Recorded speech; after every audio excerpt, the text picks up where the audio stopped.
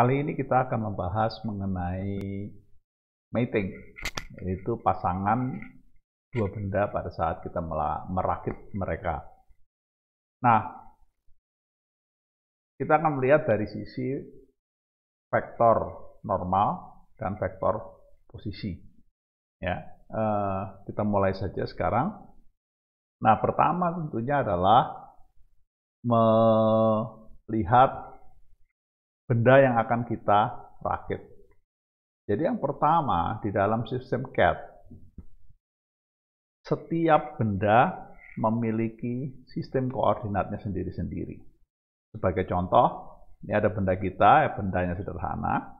Nah, di sini kalau dilihat, ada sebuah sistem koordinat, sumbu X, Y, Z, dan titik pusatnya atau originnya. Nah, di situ ada angka 1. Maksudnya adalah ini untuk benda ini khusus. Ya, jadi kita kasih nama bendanya benda nomor 1.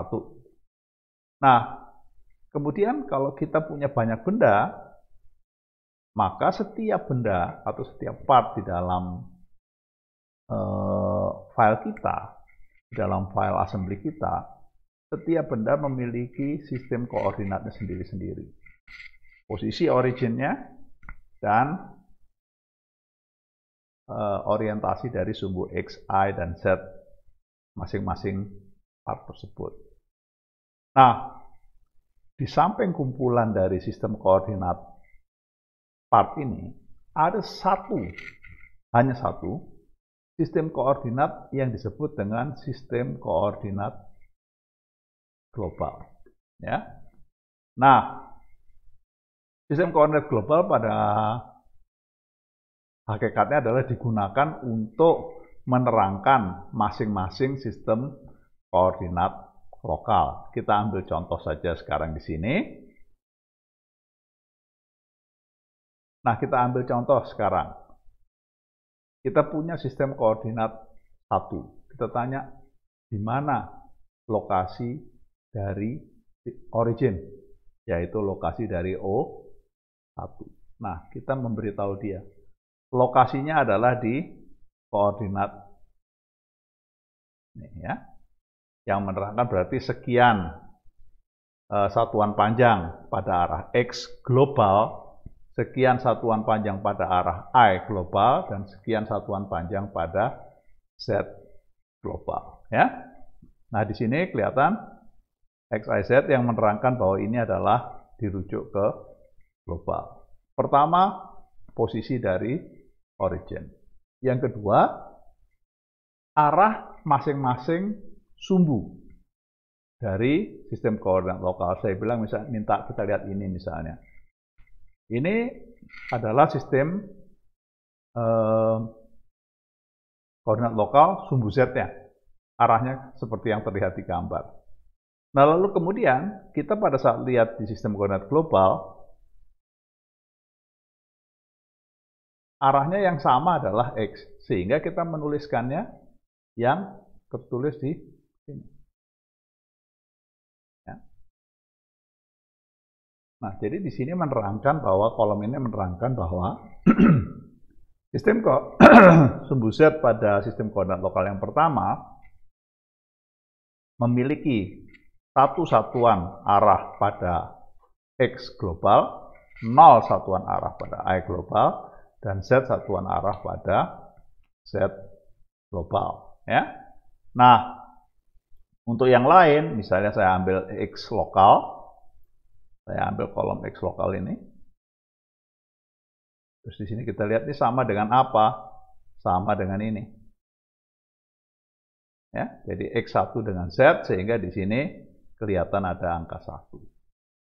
Nah, lalu yang kedua, yang berikutnya adalah tidak mesti harganya positif.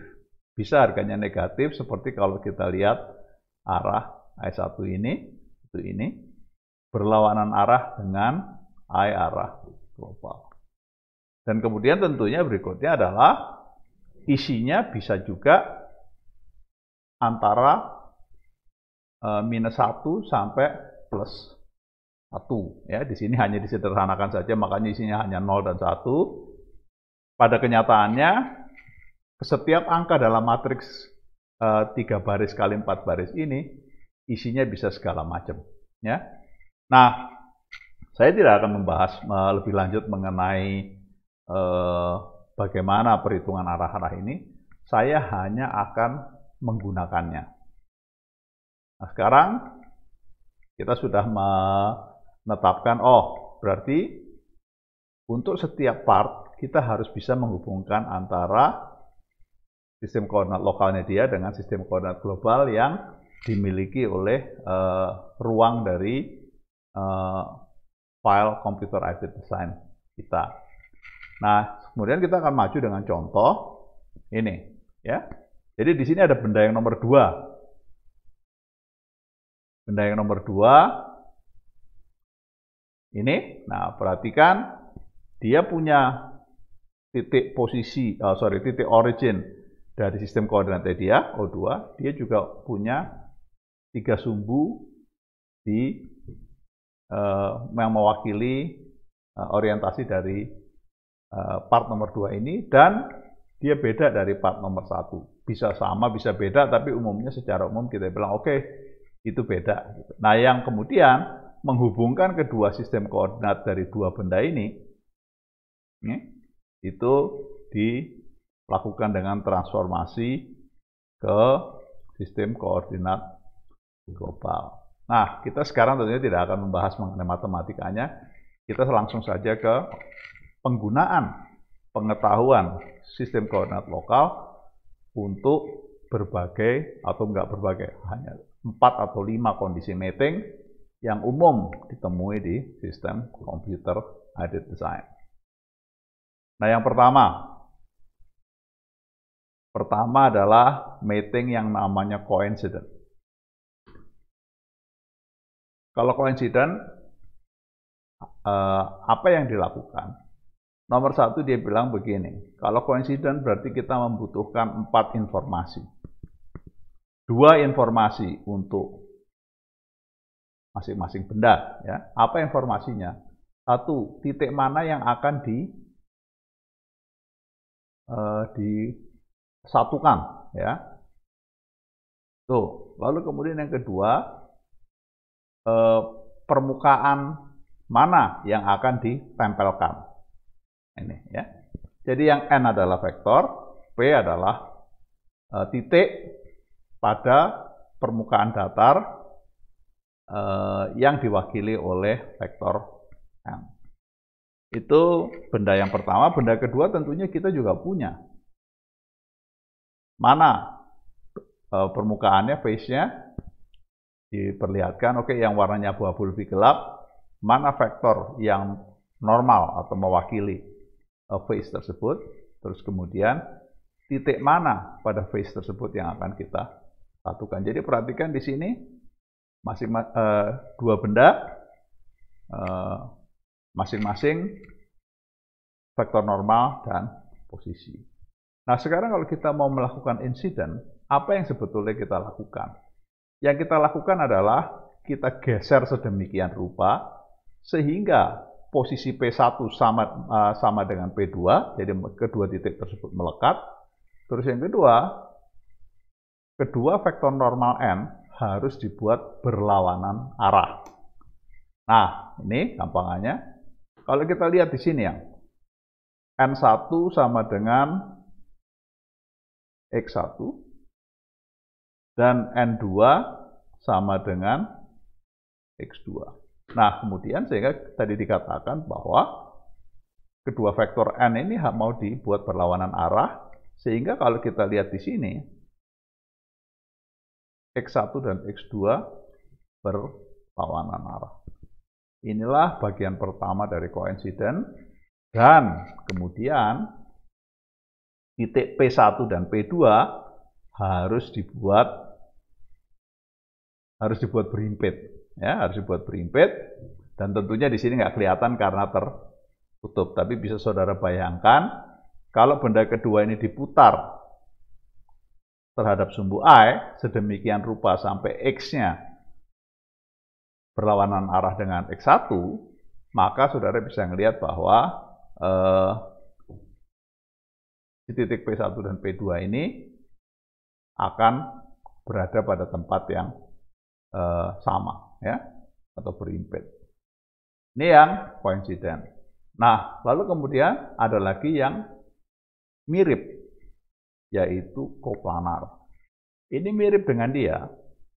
P1 dan P2 harus dibuat sama, harus dibuat berimped. Nah, N1, N2-nya dibuat arahnya sama. Jadi perbedaannya dengan koinsiden adalah koplanar, vektor normalnya punya arah yang sama.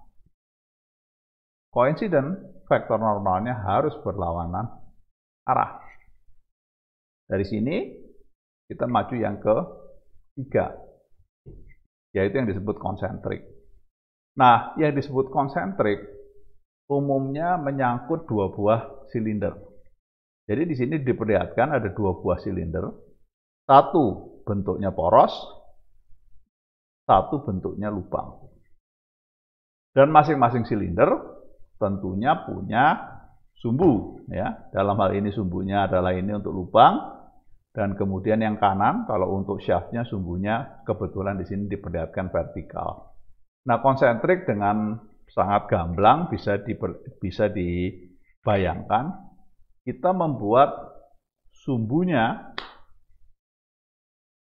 segaris, ya. Jadi kedua silinder ini bentuknya sesumbu. Nah, pada saat kita bicara mengenai garis, tentunya kita tanya apa yang membentuk garis? Yang membentuk garis adalah dua buah titik. Contohnya, kita lihat shaftnya sekarang. Mana yang membentuk sumbu shaft? Titik P3 dengan titik P4. Ya. Nah, pada saat konsentrik, biasanya letak-letak P ini tidak dijadikan kendala. Tidak dijadikan constraint, sehingga kalau konsentrik, si sumbunya masih bisa bergerak sepanjang concentric axis tersebut, ya. Nah, ini adalah yang konsentrik, dan sekarang kita mau maju ke yang terakhir, dan ini juga sangat mudah, bicara mengenai persinggungan, ya. Kalau kita bicara persinggungan, salah satu dari dua benda tersebut, paling tidak ya, harus bentuknya silinder atau bola atau lengkung. Umumnya silinder atau bola. Bisa juga silinder dengan silinder, silinder dengan bola, bola dengan bola. Yang paling minimum adalah satu silinder, satu bidang datar. Ya. Nah, di sini apa yang harus penuhi, yaitu sumbu dari si silinder ini harus tegak lurus dengan vektor normal dari bidang datar. Nah, ini, ya. Jadi kalau kita lihat di sumbu, kita lihat di sini, vektor normalnya ini arahnya sama dengan sumbu X global. Nah, vektor si silinder ini ya dibuat arahnya sama dengan arah si sumbu Z dari sistem global. Dan kita lihat bahwa X dan Z ini pada sumbu global tentunya tegak lurus satu dengan yang lain. Inilah yang mating terakhir yang memperlihatkan sekaligus bagaimana sistem koordinat global digunakan untuk merujuk dan menentukan kondisi mating yang akan kita buat. Demikianlah video singkat mengenai mating. Nah, tentunya sekarang tinggal dipakai di berbagai program CAD-CAM ya, atau CAD ya, dan yang penting kita sekarang sudah tahu hubungan vektor posisi dan vektor normal dari berbagai mating yang ditawarkan oleh aplikasi CAD-CAM. Jangan lupa tentunya mereka namanya beda-beda ya, masing-masing software punya nama sendiri-sendiri, tapi umumnya 80% sama. Demikianlah video singkat mengenai mating. Kita ketemu pada video selanjutnya.